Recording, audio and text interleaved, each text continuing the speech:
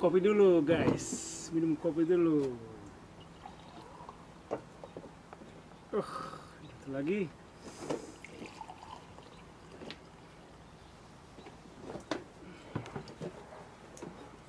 Ngopi dulu, ngopi. Hey, how are you guys?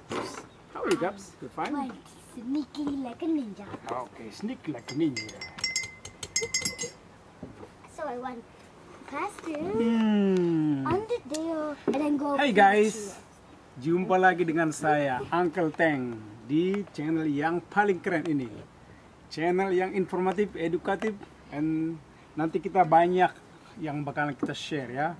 Dari soal informasi, how to live in Canada, or music, or traveling, or anything. We'll try to a daily life vlog. But anyway, hari ini saya mau ngomongin yang sedikit boring buat Anda. Oke? Alright. Topiknya sekarang, perlukah kita belajar atau mengerti music theory untuk kompos lagu atau menulis lagu? Oke? Now, ini pertanyaannya nih. Sebelum kita ngebahas perlu apa enggak, sekarang gini aja deh. Itu Beatles, kelompok musik legendaris dari Inggris, saya kurang ngerti. Mari sama-sama kita Google. Nanti Anda boleh Google, terus kasih komen di bawah. Orang itu ngerti nggak kira-kira teori musik? Terus oke lah, sekarang kita kembali ke tanah air. Misalnya lagu legendaris, Gomblo. Ya, di radio aku dengar. Okay. Gomblo kira-kira ngerti nggak musik teori? Terus oke lagi. Lagu yang paling hit lah, yang paling yang sudah sering dengar orang, misalnya dari Pampers, lagu Gereja Tua, masihkah kau ingat waktu di desa. Nah, itu personil Pampers, Benny Panjaitan ya kalau nggak salah. Dia ngerti musik teori nggak? Saya kurang ngerti. But anyway, that's not my point. Kalau seandainya pertanyaannya perlu apa nggak kita mengerti tentang music theory untuk mengkompos lagu atau menulis lagu atau katakanlah menjadi arranger besar. Oke? Sekarang saya mau membedakan dua hal nih. Oke? Sekarang kalau kita ngomong masalah aplikasi, we don't need it. Sebagai bukti nih, contoh nih, yang lagu hits itu atau lagu yang catch itu biasanya itu hanya berdasarkan 3 chord. Always 3 chord. Nggak perlu rumit-rumit. Kadang orang buat satu komposisi musik yang full range ya, yang ada choirnya, yang ada backgroundnya, yang musiknya juga terdiri dari beberapa instrumen, dari orchestration, dari bass, beat, semuanya itu sampai wood string section, semuanya complicated. Nyatanya nggak laku di pasaran. That's not my point. Oke? Sekarang makanya kalau kita mengembalikan tadi ke permasalahan masalah aplikasi, you don't really need it. Karena banyak komposer di sana itu yang terkenal itu komposer besar, dia nggak ngerti musik sama sekali. Oke? Mereka menulis lagu hanya berdasarkan 3 chord. Banyak.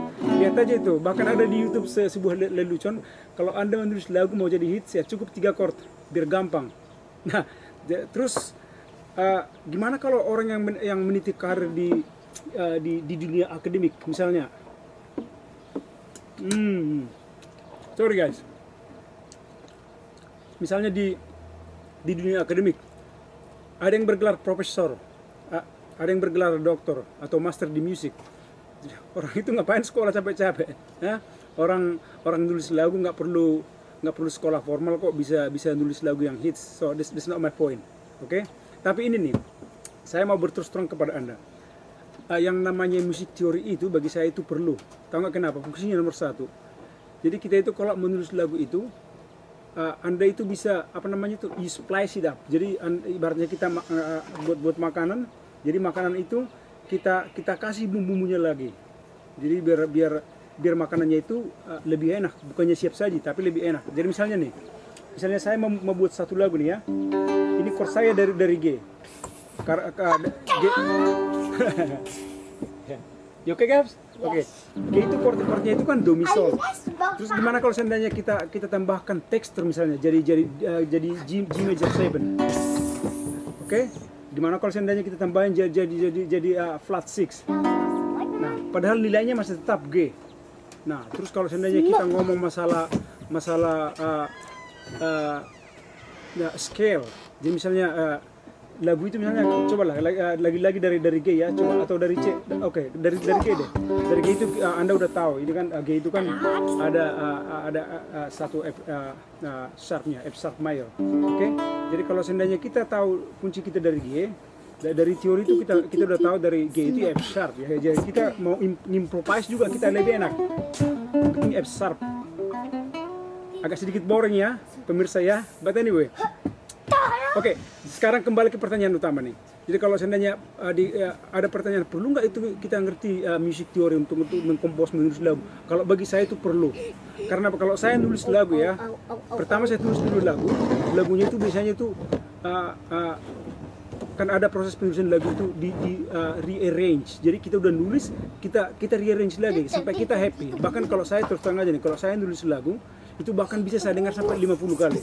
Sampai saya benar-benar puas loh hasilnya. Bahkan mungkin liriknya juga perlu kita ganti. Oke.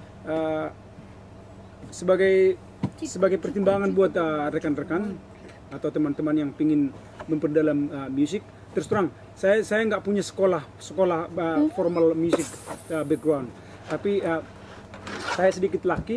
Saya pertama sekali beli buku musik teori itu kalau nggak salah tahun 2003 di San Diego ya, di San Diego di Amerika, itu negara bagian California ya. Saya pernah kerja di kapal. Berarti terus di Toronto saya nggak pernah mengecap pendidikan yang formal, tapi saya pernah belajar. Gabe, put it down. Okay, for a second, Gabe. Okay, yes. How do I turn that off? How to turn it off? Just leave it like that, okay? Almost done, okay? Terus, okay, anyway, di Kanada saya pernah belajar musik gitar jazz selama setahun. Terus setelah itu saya belajar flamenco gitar selama 1,5 tahun di RCM. RCM itu sekolah musik paling keren di Toronto. Kalau di Indonesia mungkin itu sekelas Purwacaraka lah. Nah, setelah itu saya masuk di Metalworks Institute of Sound of Technology. Jadi saya di sana belajar teori musik juga, belajar style and genre, saya belajar music production. Itu dia tentang sedikit background saya. But anyway guys, sebagai penutup saya mau ngasih referensi kepada Anda. Of course sekarang itu yang namanya buku itu sekarang kan udah membosankan. Orang sekarang malas baca buku, termasuk saya loh. Karena kenapa? Sekarang kan udah zamannya audio visual. Anda mau belajar, just masuk aja ke YouTube atau Google. But anyway, ini ada sedikit nih kalau seandainya Anda mau belajar teori, oke? Terus ini saya banyak terus terang guys, saya itu udah ngabisin ribuan dolar untuk belajar teori musik. Ini namanya untuk mastering gitar dari Mel Bay. Terus ini Ted Green kalau nggak salah udah almarhum, dia adalah salah satu pioneer di jazz gitar, pioneer itu Ted Green. Jadi itu yang namanya chord dia itu nanti boleh di YouTube. Ted Green itu salah satu pioneer lah untuk penemu chord melodi. Terus ini ada sedikit electric bass karena saya kan di samping sebagai pemain gitar saya senang mengkompos itu kan kita harus menguasai semua alat musik, tapi tidak sorry saya ralat, bukan menguasai loh. Jadi kita paling tidak ngerti lah. Jadi saya bass itu bisa bermain basic sedikit. Ini ada jazz gitar. Ini yang saya sarankan nih. Ini ada 4 seri ini. Ada dari apa namanya?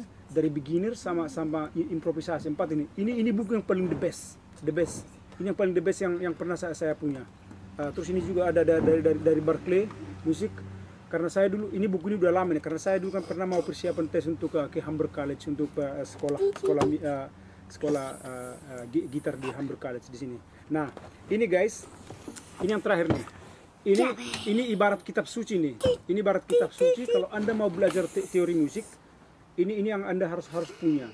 Nah, kalau setahu saya, karena saya pernah ikut master class atau persiapan untuk student di Humber College. Jadi ini disarankan ini ibaratnya kitab suci nih, karena ini ibaratnya bukannya kitab suci, ini suatu keharusan lah, buat student di beberapa universitas yang mendalami musik. Jadi ini buku ini lengkap sekali nih, udah lengkap sekali deh. Yang namanya musik semuanya dibahas di sini.